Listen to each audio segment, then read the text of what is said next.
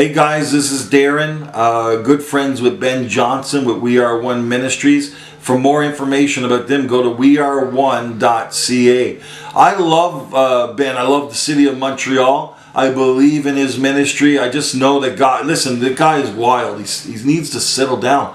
He needs to get a shave. You know what I'm saying? The beard is just, it needs some credibility. There needs to be something to take place in that realm of the beard. But I just declare that he's going to be a part of a mighty outpouring of the Holy Spirit that's taking place in Montreal. Listen, I believe in Montreal. I've been going to Montreal for 7 or 8 years because I know that God's preparing the soil of revival in that city. I was actually reminded just this week about when I first went to Montreal. I used to minister in gypsy apartments. I used to go to apartments in Montreal and preach among the gypsies. And I remember when I was there, the Lord began to talk to me about a river of nations that was going to burst forth in Canada, where people from every tribe and tongue that are in Canada will actually begin to worship Jesus Christ as Lord in their native tongues, and they will become missionaries all over the earth. Do you know that Montreal has been a crazy city of revival? And first of all, it means Mount Royal, the Royal Mount. Everything in Quebec is named after stuff in the church.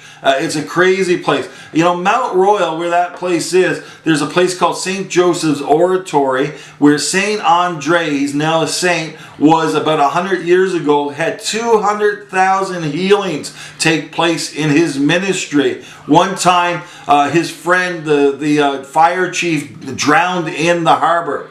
And he didn't raise him from the dead, but what he did do, went down the harbor with 2 blessed coins and threw them into the water, and the man's body rose up in the place where he threw the coins. That's Montreal. That's the kind of miracles that have taken place there in the past. Let alone, you go into St. Joseph's Oratory, there are thousands of crutches on the wall where people were instantly healed underneath that man's ministry. Fast forward to 1970, and I had a friend named Ian Andrews who went into Montreal, and in a meeting of about 100 people, not in Montreal, about a half hour, 40 minutes outside, he did a meeting, and an archbishop of the Catholic Church, his brother, shows up into the meeting, and Ian has a word of knowledge about a woman that was healed of some kind of breathing condition.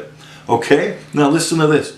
The man calls his mother on the payphone, because this was before cell phones, and he calls her, and his mother goes, something just happened. Some kind of fiery thing came in the room, and I can breathe again. That started the Catholic Charismatic Revival, and within months there were 70,000 people showing up into the stadiums during a hospital strike.